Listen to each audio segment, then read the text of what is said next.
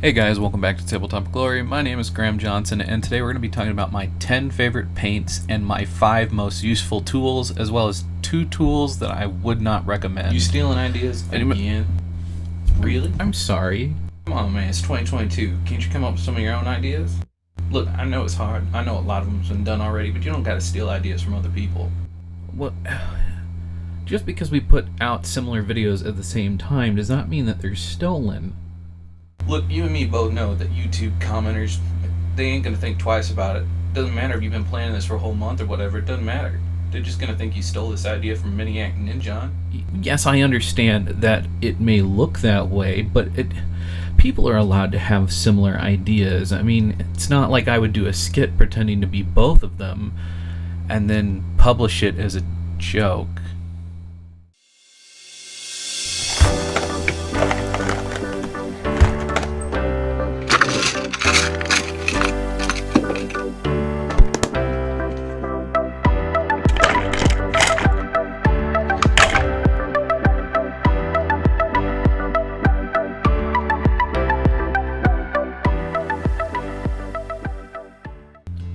Hey guys, hopefully, all jokes aside, if Maniac and Ninja ever do see this, they understand that it's meant with all the love and respect in the world.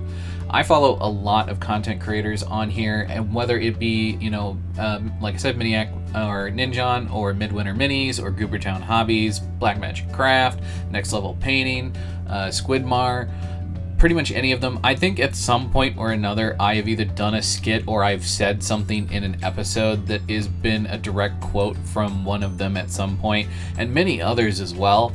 I find our community here of miniature painters on YouTube to just be absolutely amazing, as well as the creators over on TikTok. So those of you who have followed me from over here on TikTok, you'll know that the community over there is incredible. So, without further ado, we are going to be talking about my 10 favorite miniature paints, and these are also paints that I would highly recommend. Maybe not necessarily the brand, but definitely the colors. And we're also going to be talking about my 5 favorite tools, as well as 2 tools that I regret getting, because I think they've just been a big waste of money because I just really haven't used them. And it's not that they're bad tools, it's just that I never have an excuse to use them. We're actually going to be counting down on the tools, and we're going to be starting out with the wet palette at number 1. I think a wet palette is really important. Not everybody does enjoy them, and if that's the case, consider going back to a hard palette. Now, I have a lot of big hard palettes that I use, especially for when I'm working on terrain, because a wet palette's just kind of a waste for that sort of stuff. But I also use alcohol-based inks as well as paints, so for that case, I buy a bunch of these small little ones, and these work just fine for what I'm doing.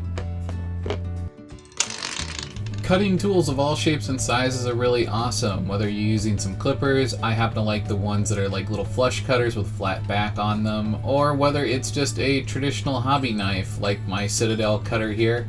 There's a lot of different ones that are available out on the market, and this is really the one I want to talk about. This is a chisel edge X-Acto blade. I want to show you what they're really good for.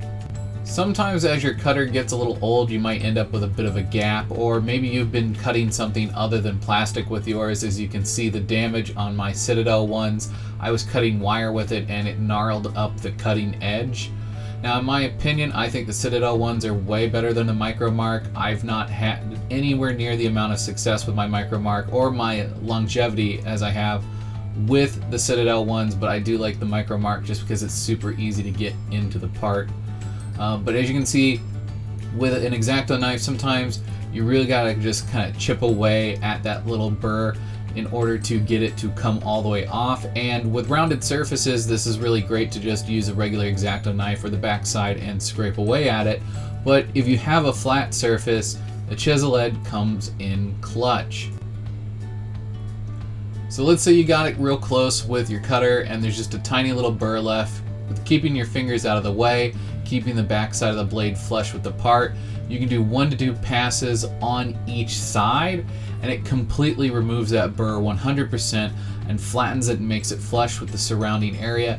It's like it's not even there. And this doesn't just work with plastic. This works really, really well with all kinds of other material, including fine cast.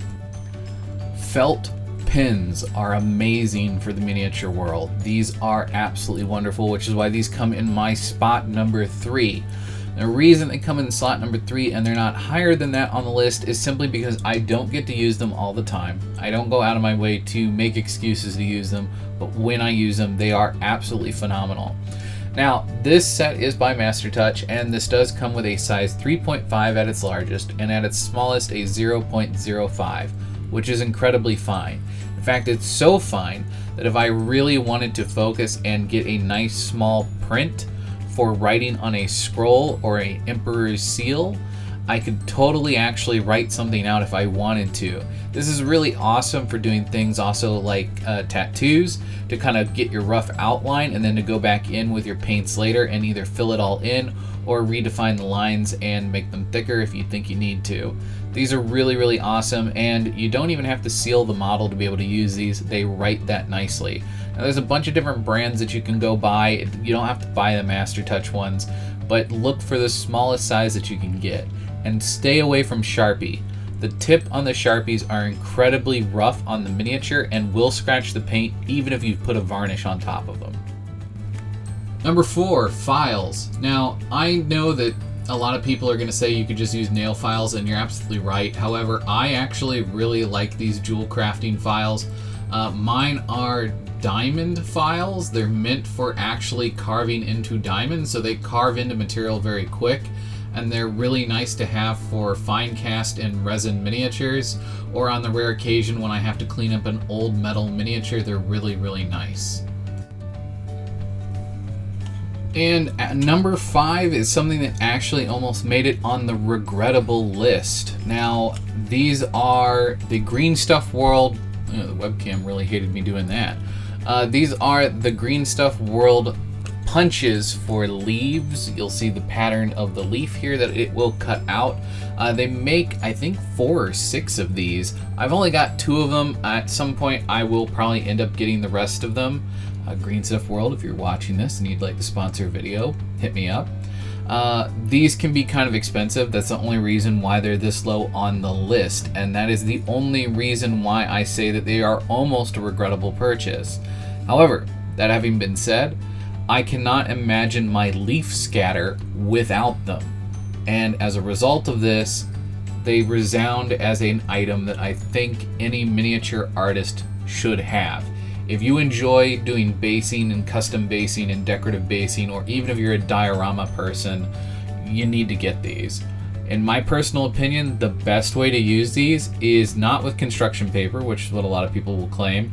I actually like to print out some watercolor samples, basically. Like, I look up watercolor fall samples, and we'll print that on both sides of a piece of paper, and then we'll just punch out hundreds of thousands of leaves. It's something I do while I watch a podcast or something like that, like Trapped Under Plastic. But yeah, it's a great way to kill an afternoon, and it looks killer on the miniature.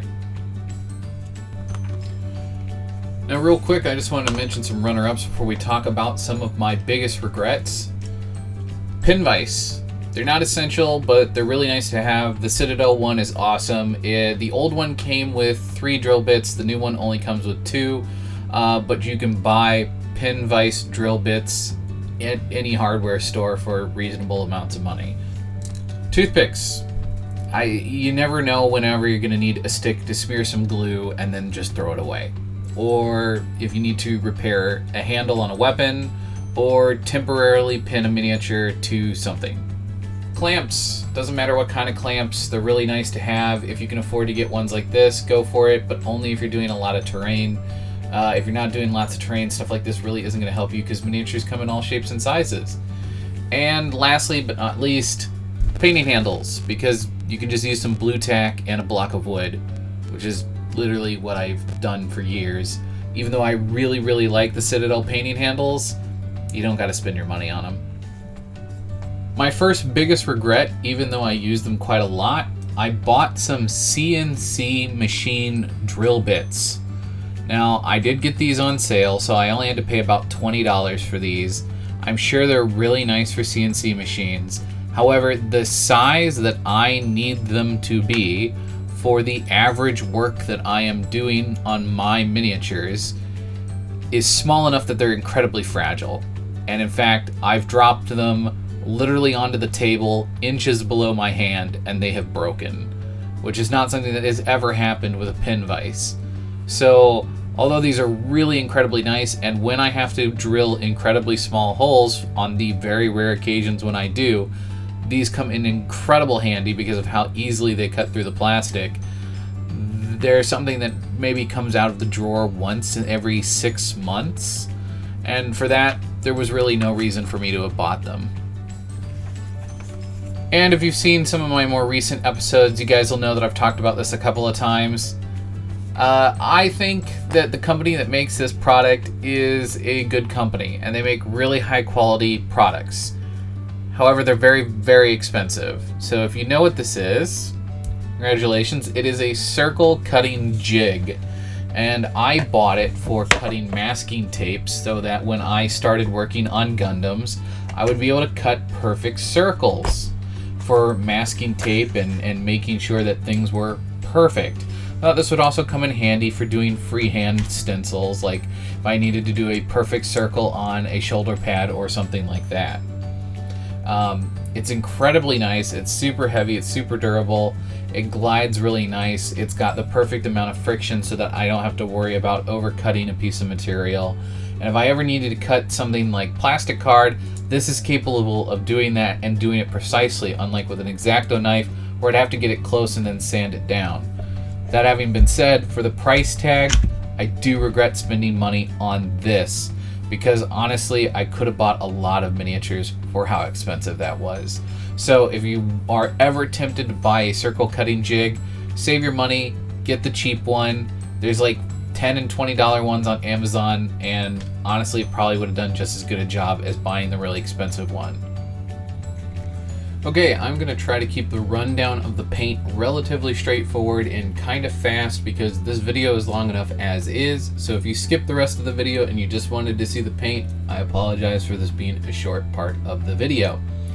First off, my favorite color, brown. XV88. It's a wonderful color for anything that's leather related or anything that you kind of want a brown tone-ish to be. You can kind of use this as your mid-tone and then add darks or lights to it to highlight up or shadow down from there. Cantor Blue is my favorite blue, and the reason for that is it's a wonderful shade of blue. It's nice, deep, rich, and it's a relatively pure blue. I can add just about anything to it and any kind of medium to it, and it doesn't do anything weird to the color. It does exactly what I want it to do, and I don't have any issues with it, unlike some other colors in the Citadel range. My favorite red is flat red from Vallejo. And the reason for that is it mixes really well with other shades of red regardless of range, and it's a really nice pure red, and it goes through the airbrush really nicely. As someone who's red-green colorblind, my reds and greens need to be something that is very distinct and easily recognizable to me, and this color definitely stands out in the crowd. My favorite cream color is actually Wraithbone, and the reason for that is it's a wonderful highlight color and it's great to mix into other colors to make highlight colors. And I'm really big into zenithal highlighting, and Wraithbone really helps with that when I can't use the airbrush. So this is a wonderful color for that. My favorite color of green, if you've watched me, you would probably assume is Moot Green, but it's actually Warpstone Green. For some reason, I just really love the shade of Warpstone Green. It's one of the few dark greens that doesn't get mixed in with other reds to me, because again, my color blindness.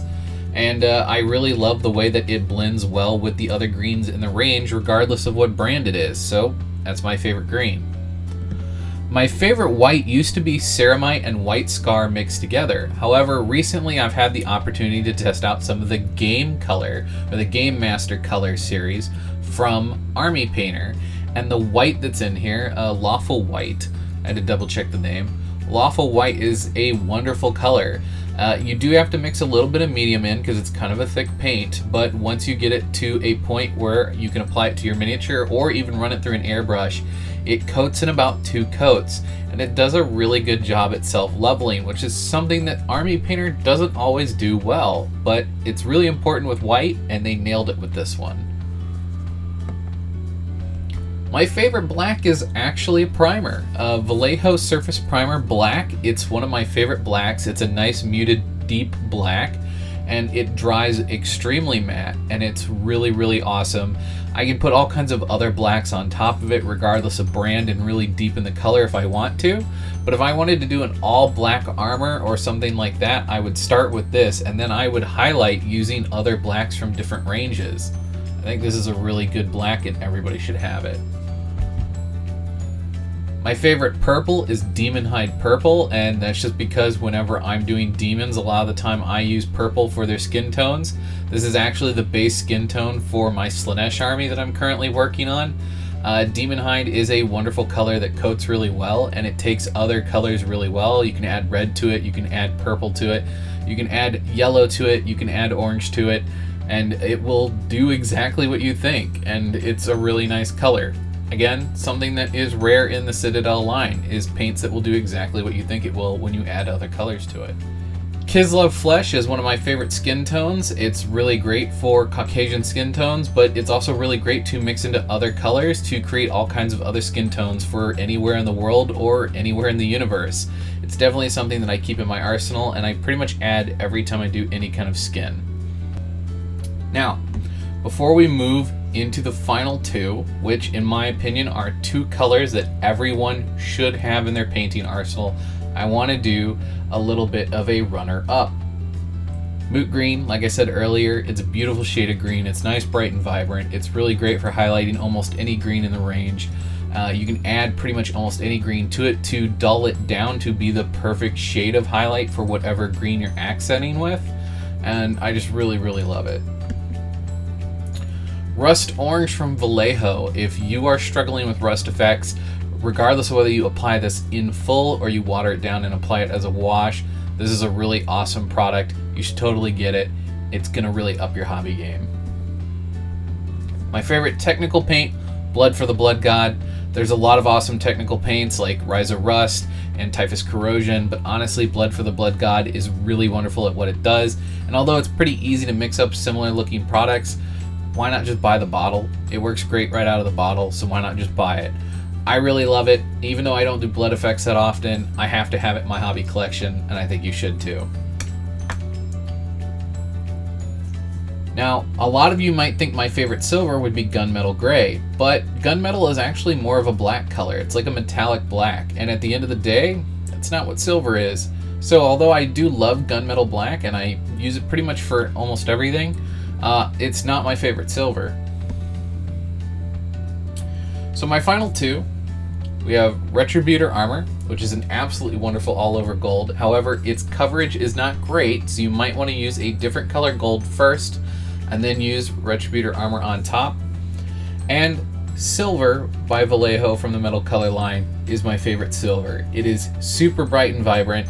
It's really nice. The only thing that's even slightly brighter than this is their white aluminum, and even then I don't use it that often. I think this is really awesome. If you're a true metallic painter, you need to get the silver color because it's really awesome. And the only other thing that I wanted to add to this is my favorite type of medium, and it's from Vallejo, and it's called Metal Medium. And you can basically add Metal Medium to any color paint that you want to make it a metallic shine. So you can add it to yellow, you can add it to red, you can add it to orange, you can add it to purple, you can add it to green, you can add it to blue, you can add it to whatever you want. And in fact, you can even add it to silvers to make it even brighter shades of silver. This is an excellent product that you should definitely invest in if you think you're going to be doing lots of metallic paint jobs. You can also add a lot of this to any color you want if you're doing like auto body style stuff and you're wanting to do like metal flake kind of a finish. This is the product you want to get. Well, anyway, that's going to wrap up today's video. Thank you guys so much for watching. I know today's video was a long one, but hopefully some of you guys found the beginning interesting and some of you guys found the end interesting. And if you found the whole thing interesting and you watched the whole thing, thank you guys so much. That really does go a long way, especially toward monetization. I know I kind of hammer that one home all the time, but I'd really love to be able to do this as a full-time job someday, and just watching my content is a great way to help me make that happen. Regardless, thank you guys so much for watching, and as always, may your display case always be filled, and your pile of shame never run empty. Until next time, bye-bye.